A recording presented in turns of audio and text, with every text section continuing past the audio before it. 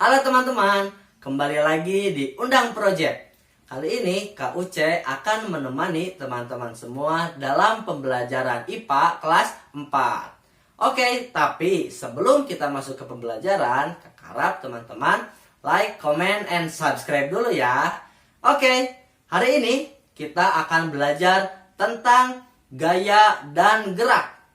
Sebelum masuk ke pembelajaran, kakak harap teman-teman semua dapat mencapai tujuan pembelajarannya ya. Yang pertama, yaitu teman-teman dapat menjelaskan hubungan antara gaya dan gerak pada peristiwa di lingkungan sekitar. Yang kedua, yaitu teman-teman dapat melakukan percobaan untuk menyelidiki hubungan antara gaya dan gerak. Nah, itu dia tujuan pembelajaran kita hari ini. Oke. Pelajaran yang pertama yaitu tentang hubungan gaya dengan gerak. Gaya dapat mempengaruhi gerak benda menjadi lebih cepat, lebih lambat, atau berhenti. Ya, kakak ulangi. Gaya dapat mempengaruhi gerak benda menjadi lebih cepat, lebih lambat, ataupun berhenti. Gaya dapat mengubah juga arah gerak benda. Gerak yang terjadi pada benda dipengaruhi oleh gaya yang diterimanya. Contohnya ada gaya otot, gaya pegas, dan gaya mesin.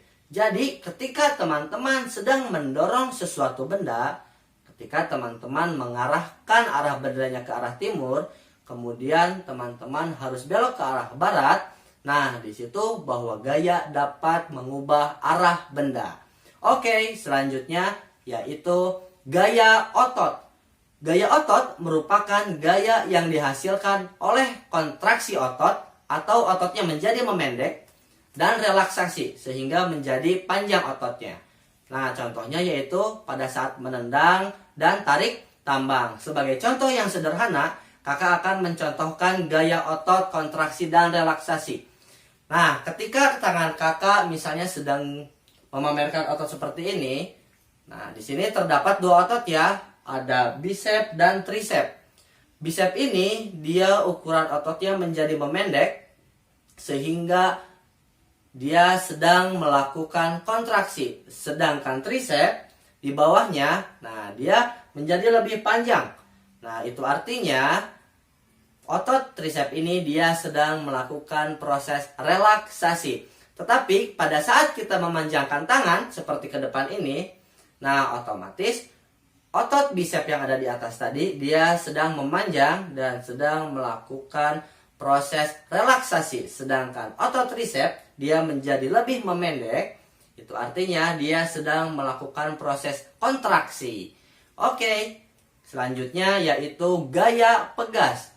Gaya pegas merupakan gaya yang timbul adanya dorongan atau tarikan terhadap benda-benda elastis.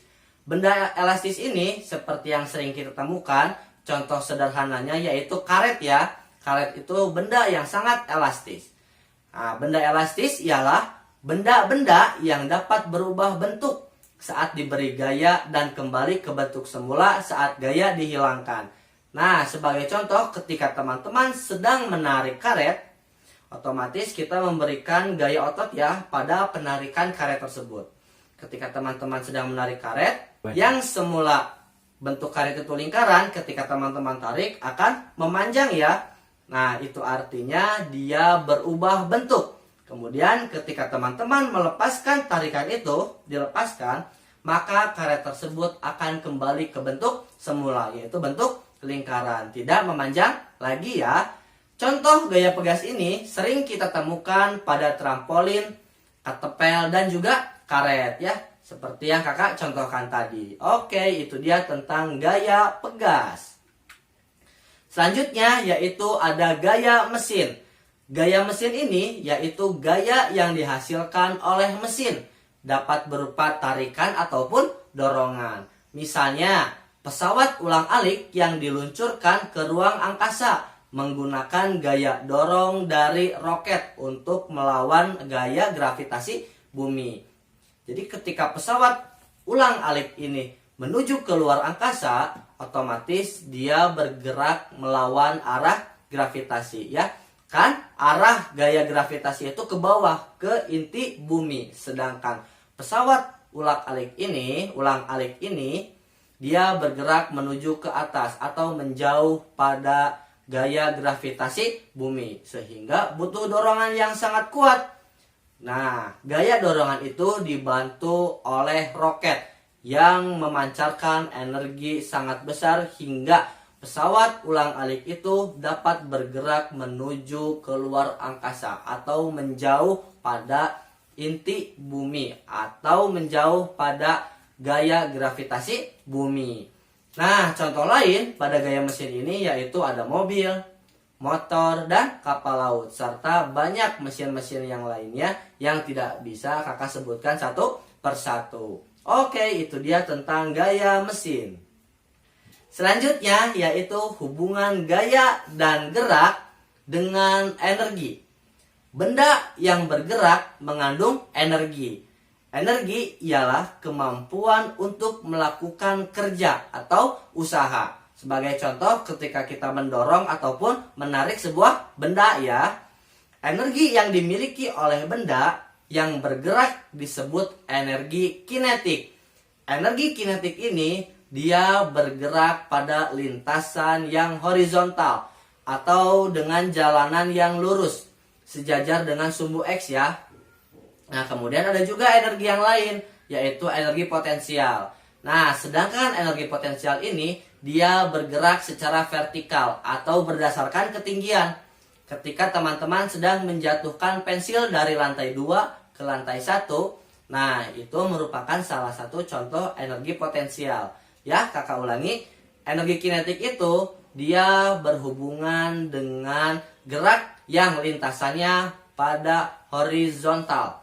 Sedangkan potensial yaitu lintasannya pada vertikal atau ketinggian. Semakin besar gaya yang diberikan, maka akan semakin besar juga energi yang ditimbulkan. Sehingga antara gaya dan energi ini dia berbanding lurus ya. Contohnya yaitu ketika anak panah dilontarkan dengan busur. Ketika kita semakin kuat menarik busur itu sangat jauh, maka anak panah akan bergerak sangat jauh juga. Tapi kalau misalnya kita menarik busur panah hanya sedikit, hanya pelan-pelan, otomatis anak panahnya pun akan melaju dengan sangat pelan atau dengan jarak yang sangat pendek. Oke, itu dia hubungan gaya dan gerak dengan energi. Oke teman-teman, itu dia tentang hubungan gaya dan gerak dengan energi. Ya, kakak ulangi bahwa gaya yang bisa kita berikan itu lebih besar, maka energinya pun akan semakin besar. Sedangkan jika gaya yang kita berikan kecil, maka energinya pun akan kecil. Ya, hubungan antara gaya dan gerak dengan energi itu berbanding lurus. Oke teman-teman, kakak cukupkan sekian di video kali ini. Jangan lupa like, comment, and subscribe di Undang Project.